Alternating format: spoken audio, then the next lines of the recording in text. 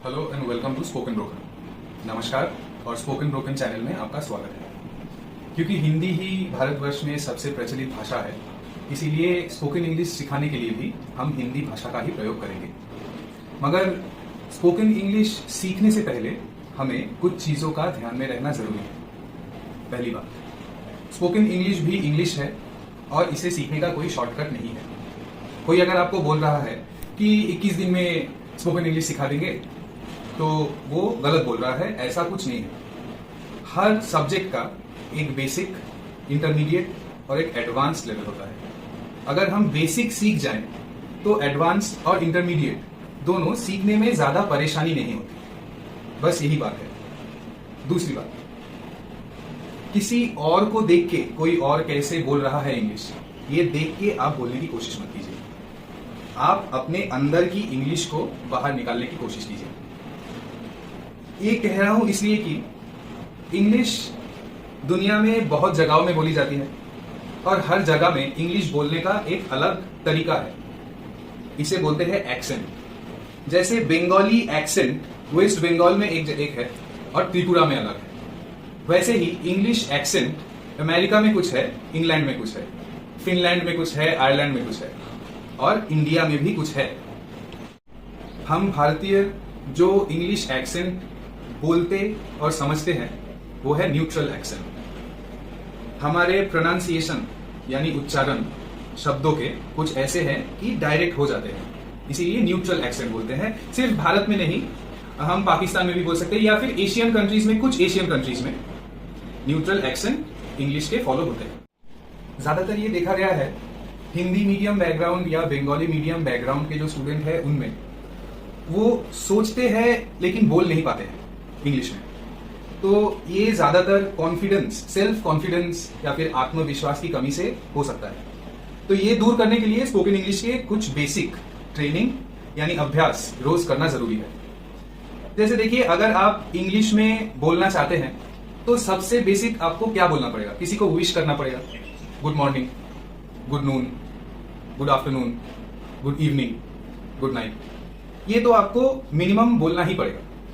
लेकिन कब बोलना है, कब गुड मॉर्निंग बोल सकते हैं, कब गुड इवनिंग बोल सकते हैं, कब गुड नाइट बोल सकते हैं, इस बात को लेके थोड़ी सी कंफ्यूजन है। तो सुबह आप उठ गए, उठने से 11:59 तक दोपहर के आप गुड मॉर्निंग किसी को भी विश कर सकते हैं। बज गए 12 तो आप विश करेंगे गुड नून। लेकिन ये गुड नून सिर्फ 12 बजे तक ही सीमित है। 12:01 बज गए तो आपको बोलना पड़ेगा गुड आफ्टरनून।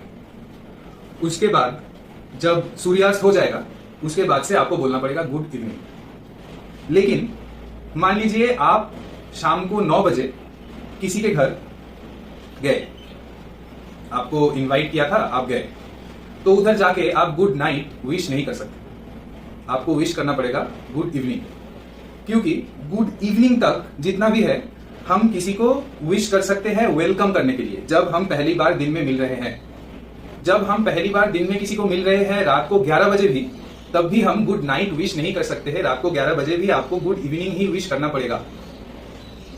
जब आप जा रहे हैं, मान लीजिए शाम को 9 बजे आप आए और 11 बजे जा रहे हैं, तब जाने के टाइम आप बोल सकते हैं गुड नाइट। अभी हम कुछ ऐसे वाक्य सीखने की कोशिश करेंगे जो हम अपनी रोज की जिंदगी में बोल सकते हैं। जैसे कि चलो चलते हैं, लेट्स गो। अगर बड़ा करते हैं तो होता है लेट अस गो, लेकिन छोटा करके बोल सकते हैं लेट्स गो। चलो चलते हैं, लेट्स गो। इसे जाने दो, लेट इट गो। इसको इसके हाल पे छोड़ दो, लेट इट बी। जल्दबाजी नहीं करते हैं, लेट्स नॉट हरी। मैं आपकी क्या सेवा कर सकता हूं, या फिर मैं आपकी क्या मदद कर सकता हूं, how may I help you. अभी आप थोड़ा सोच के देखिए, गुड मॉर्निंग से लेके how may I help you तक काफी सारे इंग्लिश के ऐसे स्पोकन सेंटेंसेस हो गए या फिर वाक्य हो गए जो आप अपनी रोज की जिंदगी में यूज कर सकते हैं। अगर आप नोट डाउन कर लेंगे और बोलना शुरू करेंगे, ये तो रोज ही बोलते हैं चलो चलते हैं, इसको जाने दो, जल्दबाजी नहीं करते हैं, ये सब तो रोज ही बोलते हैं। तो 8-10 दिनों तक अगर रोज बोलने की कोशिश करेंगे तो अगले क्लास के लिए या फिर अगले लेसन के लिए आप तैयार हो जाएंगे। Thank you.